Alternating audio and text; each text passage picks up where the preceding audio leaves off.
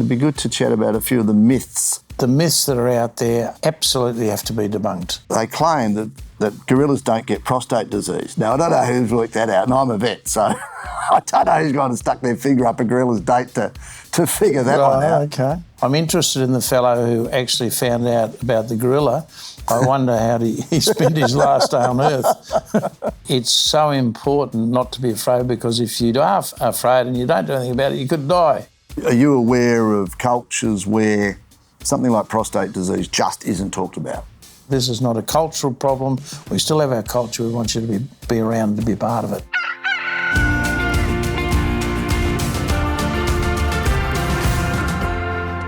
Well, g'day, Dick. Good to see you again, mate. Morning, Steve. How are you, mate? Yeah, good, mate. Yeah, listen, I thought today it'd be good to chat about a few of the myths that are wrapped around prostate disease in men. And I'm aware of a lot of medications, shall we say, that claim to help prostate disease in men. So I wanted to pick your brains on what is in the pharmaceutical world that could possibly help men, and talk about some of these things that I get spammed all the time. So, for instance, I did a search, and I'm going to grab my phone to show you. I did a search on all the spam mail I get, and I just typed in prostate. And I've got dozens and dozens and dozens and dozens of emails talking about my prostate. And there's medications, there's one called Gorilla Flow. They claim that gorillas don't get prostate disease. Now, I don't know who's worked that out, and I'm a vet, so I don't know who's gone and stuck their finger up a gorilla's date to figure that one out. Okay. I'm interested in the fellow who actually found out about the gorilla. I wonder how he spent his last day on Earth. because I'm perplexed. That requires further research, to be honest. Well, funnily enough, that website's now disappeared, so I don't know if Gorilla Flow... As is the fellow doing this. Yeah, we're with it. There's another thing here called Brazilian jelly. There's another one called Panama jelly. There's all these exercises that can have you peeing like a champion, and email after email after email, telling men how they can fix something, that they should be going to see their doctor about. The myths that are out there absolutely have to be debunked. Right. Because this is a bit like people giving many and varied solutions for a broken arm. Mm. There's only one. You put it in a cast and you wait until it fixes itself, and then you get on with it.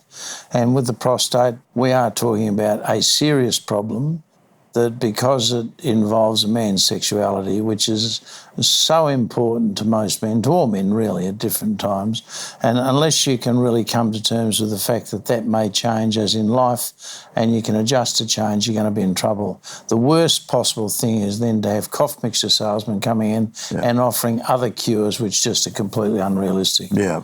Some of these emails do talk about exercises, and previously we've chatted about the physiotherapy you That's did. Different, yeah. That's different. Pre-surgery. Yeah. And made a big difference, and strong proponent for any form of regimented but professionally designed exercise that strengthens the perineum area. Absolutely. And made a huge difference for me personally. So there you go, it works. But it strikes me, Dick, that the fact that there's so much of this email traffic out there, obviously targeting men of my age and others.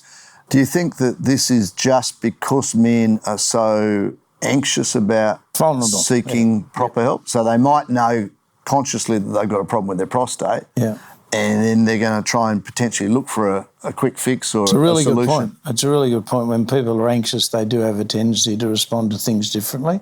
And if someone was to put their head over the fence and tell you'd never have another erection, and you saw something while you're walking back on the telly that said, I can help you, then you're probably going to listen to that as much as you listen to the fellow who stuck his head over the fence. Yeah. So you really got to cut all the rubbish out and just stick with the facts, and that's where the doctor's so important. If you have a flight path and you can actually follow what needs to be done by the right people, you're going to be safe. Anything else that comes across your spam or your email or whatever, or is told to you by somebody working in pharmacy is probably not qualified, you really have to discount it. Well, let's debunk a few myths in this chat. So what other myths are there around prostate disease and prostate cancer in particular that you've come across in your many years, and particularly as a survivor of prostate cancer yourself?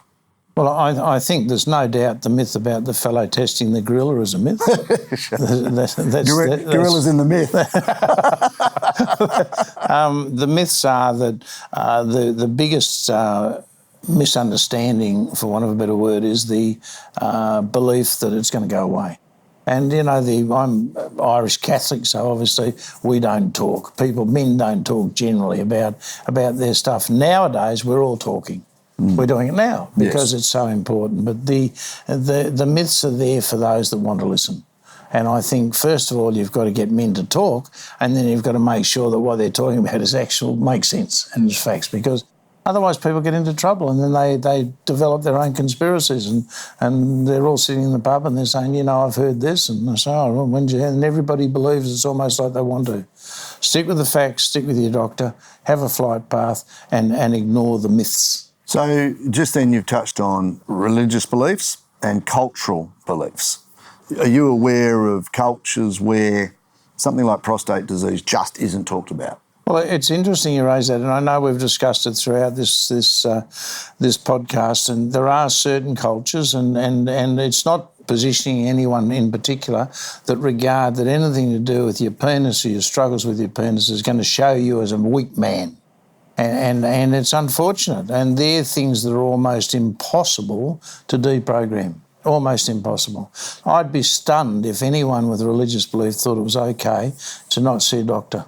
I'd be stunned. So the cultural belief is a little bit different because it's how they're perceived within their community as a man. He's the leader of the pack and therefore makes all of the hard decisions, and suddenly he looks like this ability to multiply and provide for his family and the kids that he has is gone or potentially gone. That's a hard one, and we've got to aim probably at the next generation coming through and get them to talk to their parents and say, hang on for a minute, we've got to get a doctor involved here. This is not a cultural problem. We still have our culture. We want you to be around to be part of it. The only slight chance we have of getting through to someone who's completely aligned with the fact that that's a sign of weakness if I discuss it is by injecting some humour into the equation. And there was a fellow apparently who went into a pharmacy at one stage and he stood there and waited patiently while the woman was serving a customer, and when that person left, he was the only one in the pharmacy, and she said, can I help you? And he opened his jacket and he had an erection, and he said, can you give me something for this? And so she said 1 minute. She ran out the back, and about 10 minutes later she came back and she said, I've had a chat to my sister and we'll give you 10 grand in cash and half the business. So that's the humorous side of and we've got to keep it in that sort of perspective. If we start taking the myths and the ridiculous stuff seriously, we're going to all finish up in trouble. And it's important to have the humour. The grandfather who moved in with his daughter and her husband as he was getting older couldn't probably care for himself as much as he should on his own, and they realised that they'd given him 3 times his dose of Viagra than he normally would need to take. And anyway, they decided to continue doing so because it stopped him from falling out of bed in the middle of the night. So, Dick, one of the things we haven't talked about is the embarrassment factor. We've talked about fear, but there must be an embarrassment amongst men about getting a digital examination particularly. I think some men definitely are a little bit anti or a bit against getting someone to examine them. Yeah, absolutely. It's a new experience. It's a different experience. And I'll be honest with you, it comes as a bit of a surprise. Yeah. I think the most important thing out of all of we've talked about is the fear factor, because it's so important not to be afraid, because if you are afraid and you don't do anything about it, you could die. So take away the fear. Look at it from a positive point of view. This is something to help you hopefully remain on the earth a little bit longer. And if you can do anything, if you do have cancer, to prevent a fatal result, then it's certainly worth exploring. And it doesn't last for long, and the doctor does everything he can to help. He puts a glove on, he lubricates the glove, and, it's not an issue, and it's just part of the process. And so that's, you get used to it. I can see you're smiling. It's interesting because men think that something that's a little bit different, it's almost like we go back to the schoolyard humour and we make jokes about it amongst ourselves. Sure. And unfortunately, the same mentality is that men get together and not only they make jokes about it, they sort of talk about why they shouldn't have to do anything else about it, and they'll just park that over there. And then unfortunately, out of the 6 of them, one might die in 2 years' time. But that's also a very Australian kind of attitude, isn't it? It is. It is. If She'll be right, mate. If something's challenging, turn it into a joke and then park it. She'll be right, mate. It works and it's great, but sometimes when it comes to your own health, the she'll be right, mate, isn't that applicable. It's more a matter of hang on, let's talk to the people who know, and then we'll, if they say it's okay, then she'll be right. Yeah. But let's not form that opinion ourselves until we get further advice. So I guess the take-home message is don't believe all the rubbish that you get emailed and the spam and, the water cooler talk, I guess. Seek proper advice, seek medical advice, and talk openly about it. Throughout this podcast, we've spoken openly about it, and I think it's important because at the end of the day, it's a mindset as to how you treat yourself and how you treat life and whether you want to be around. And if you do want to be around, then there's other people, if you're not, who are going to really be disadvantaged by it, so you've got to consider them as well. The takeaway is that get some education, learn about it. If you've got a problem, go to a doctor. No one else needs to know except the doctor. That's fine. That's all that happens. Well, Dick, that was a good chat today, mate. I think we busted a few myths there, and hopefully that gives our listeners a bit more confidence.